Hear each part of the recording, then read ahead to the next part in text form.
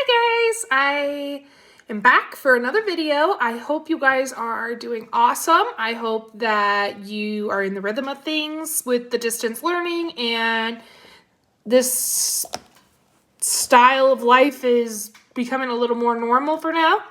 I'm going to read a book. It's called My Day is Ruined. It is by the same people who do But It's Not My Fault, and you guys know I love that book. So we're going to give this one a shot and see how it is. So I'm going to turn the camera so you guys can see mostly the book, but a little bit of my face. All right. Hi everyone, my name is Brayden, and I'm in the 3rd grade. How many of you out there just hate it when someone ruins your day and then acts like you're the one who's wrong? It happened to me again, just the other day. My teacher, Mrs. Vickerman, acted like it was my problem for getting upset because the principal ruined my day again by having a fire drill in the middle of a free reading time, and I was almost finished with my book. She said she was going to call my mom and discuss some ways to help me use more flexible thinking. Mrs. Vickerson kept going on and on about flexible thinking this and flexible thinking that, but all I heard was blah, blah, blah. The good news is that 2 whole days went by and I didn't hear anything about flexible thinking from my teacher or my mom. Cha-ching! They finally must have decided to leave me alone. Now I could focus on the championship baseball game I'm playing in tomorrow.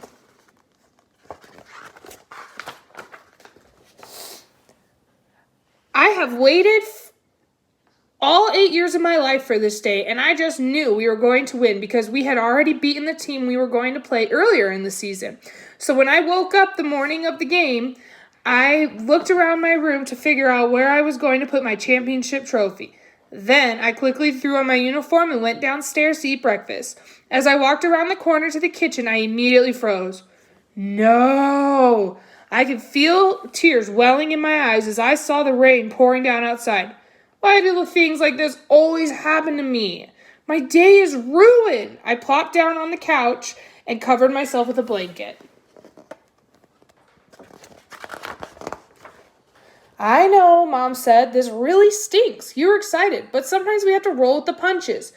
Truthfully, the rain is something we can't control, but what we can control is what we're going to do now that it is raining. Mom, you just don't understand, I said. You weren't the one who was going to get a humongous trophy and become famous. I was going to be on the morning announcements at school on Monday. You're right, Mom replied. I don't know exactly how you feel, but it still stinks for me too. I was really excited to watch you play. Brandon, remember how Mrs. Vickerson has been talking to you about using flexible thinking? Well, now it's a great time to practice that. We came up with some ways to help you. Oh, great. Here we go again, I thought.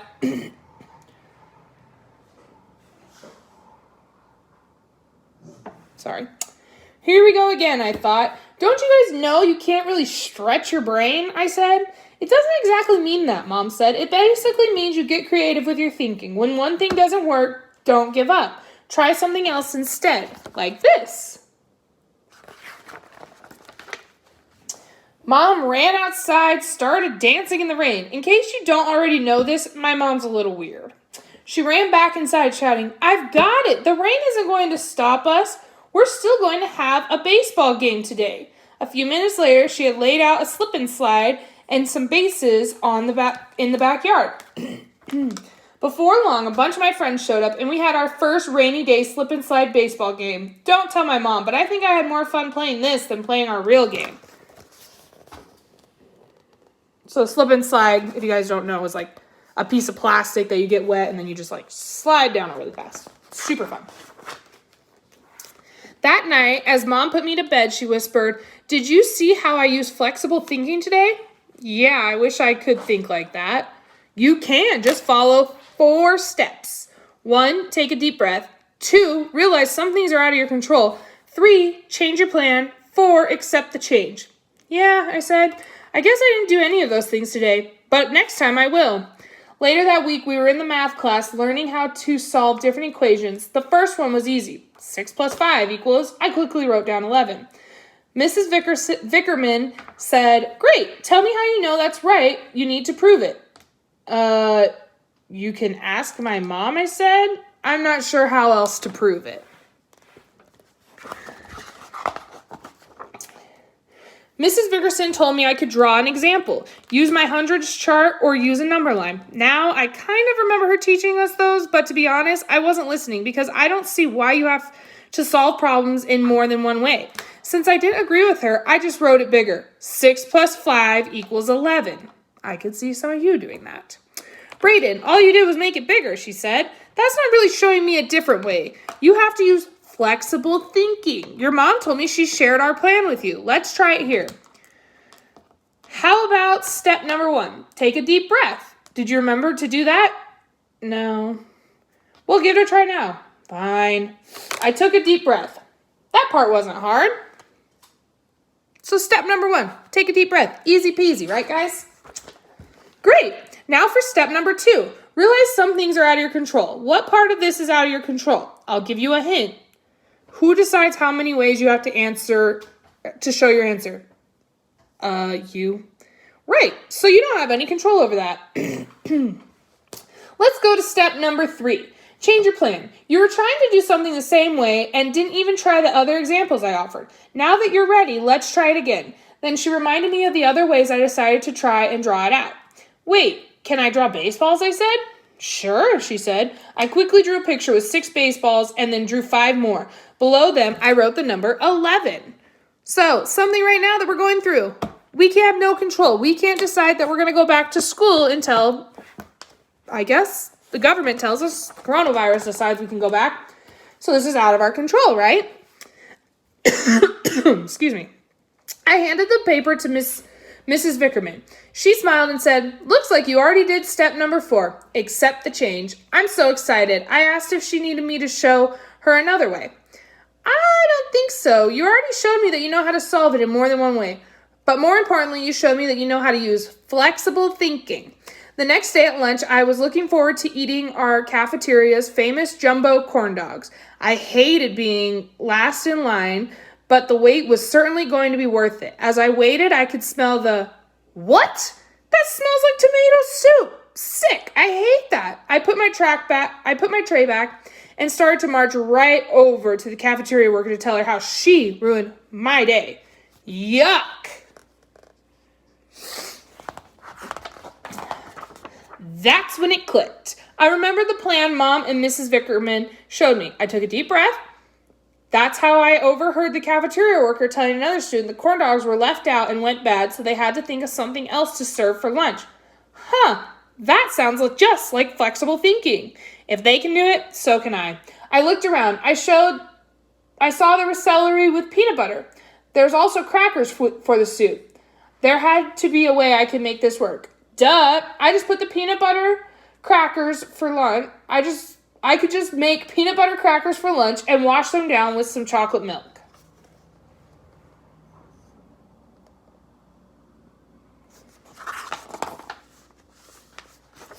As I sat down to eat, my teacher came over and gave me a high five. Looks like someone is using flexible thinking. I smiled. It wasn't my favorite lunch, but I sure felt great leaving the lunchroom. On Friday, we were going to have a fun school assembly where everyone wore their spirit shirts. That morning, my brother Blake came down and saw me in my spirit shirt. "Oh yeah, I forgot," Blake said. He sprinted back to his room to change.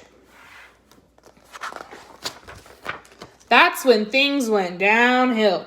He looked everywhere but couldn't find his shirt. "Mom, where's my school spirit shirt?" Blake asked. "It's dirty," Mom said. He didn't care. He went through the dirty clothes and found it and threw it on. "Nasty," I said. Mom came out and told him he could not wear a dirty shirt to school. So Blake turned it inside out, figuring Mom wouldn't realize it was the same shirt. "Nice try, bud," she said, "but it needs to come off. Let's try some flexible thinking." "No fair," Blake said. "My day is ruined." I guess no one had ever really shown him how to use flexible thinking.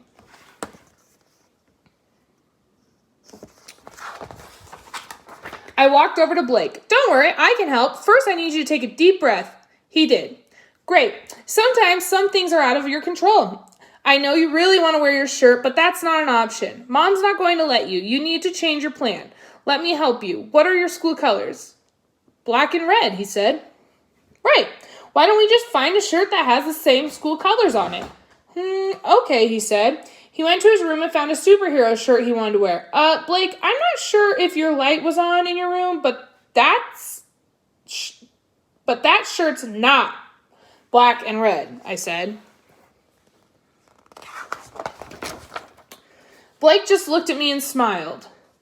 Jeez, don't you know sometimes you have to use flexible thinking? All right, so in this book we talked about I'm going to flip you guys back over. In this book we talked about sometimes things happen that are out of control. Even when you're an adult, some things happen and you have no control over it, and you have to remember the things you can control. So in this book, we use flexible thinking. What I really want you guys to work on is thinking about what are the things you can control. So you can control your attitude, you can control how you respond, and you can control your actions, right? You cannot control what happens. Like, for instance, coronavirus. Nobody could have controlled this, and we are having to deal with the consequences of it. We could just decide, I'm not going to do schoolwork. I'm not going to do anything. I'm just going to sit in my house and be mad. Well, that's not going to get us far. You're just going to be mad for 4 months while we wait for school to come back, right? Or you could say, I'm going to get my schoolwork done. I'm going to exercise and become as healthy as I can. And I'm going to make the best of the situation, right? And I really hope that's what you guys are doing, because you are all capable of using flexible thinking to make your situations more comfortable and more desirable for you. And it just takes a little bit of time and practice, and you really just got to stop, take a breath, and see what you can control and control those parts, and accept what you can't control, and accept that things aren't going to be normal right now, but we're going to get through this, and you guys are doing awesome, and I'm so proud of you, and I hope to hear from you. If you want to reach out, please do. You can email me. A couple of kids have been emailing me, and we've just been chatting back and forth, and I love it. So please do that if you feel the need. I hope you have a great rest of your day. Bye.